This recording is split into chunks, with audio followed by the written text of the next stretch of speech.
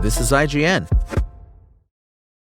An extremely satisfying conclusion to Diablo's latest demonic saga.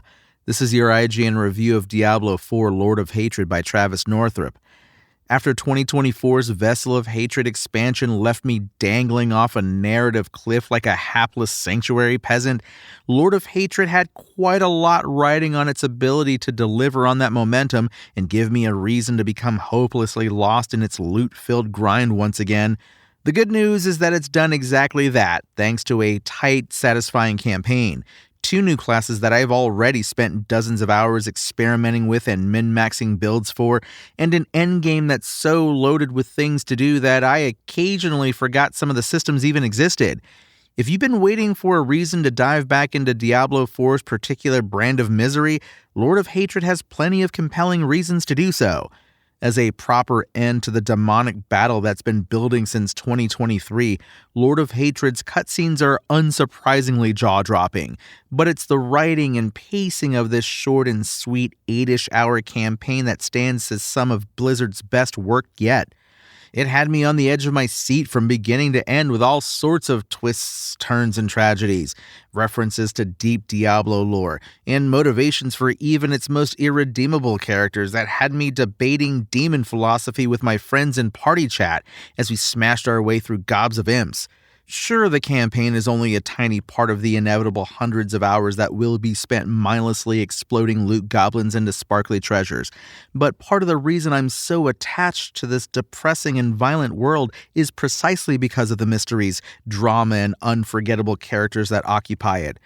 Lord of Hatred takes full advantage of all those things, making it easily one of my favorite Diablo campaigns to date. Aside from the finale to the story and some new places to explore, Lord of Hatred also introduces 2 very cool character classes to shake things up.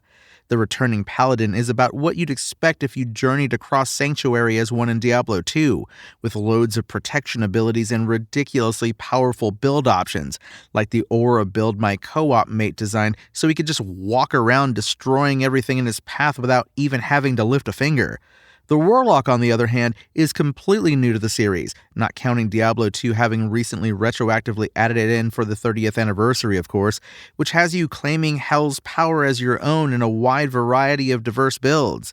That ranges from the Necromancer-like Legion options that are all about summoning demons to do your fighting for you, to the Vanguard build that turns you into a demon yourself, for those who prefer a more personal touch to their wanton destruction. The Paladin is pure nostalgic comfort food that I'm glad to have added to the roster, but I prefer the new hotness of the Warlock, especially just how diverse you can get with it by going down each of the 4 disciplines or by mixing and matching them together to create something unexpected. Finally, Lord of Hatred adds the feature we've all been asking for: fishing. Don't be fooled by the tidal wave of apocalyptic monstrosities that surround you. Diablo 4 is a cozy game now. In between killing demon lords and being driven to the brink of madness by the horrors you've been forced to witness, you can pull out a fishing rod and just chill out, my friend.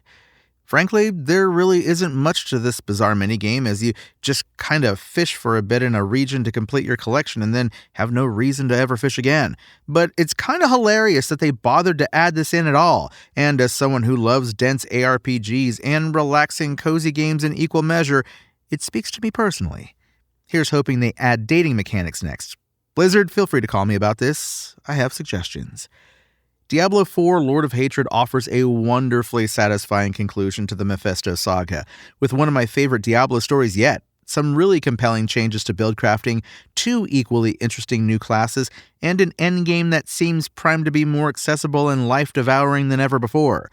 There are a few missteps here and there, like the completely lame way the new endgame handles co-op progression, or the fewer than expected reasons to explore Skovos beyond the campaign missions, but the vast majority of changes, improvements, and additions are enough to convince me to sink even more time into this incredibly dense ARPG. Diablo 4 Lord of Hatred's IGN score? 8 out of 10. Thanks for listening to IGN. My name is Tony Jackson, and for the latest updates on Diablo 4 Lord of Hatred, visit us at IGN.com. Spoken Layer.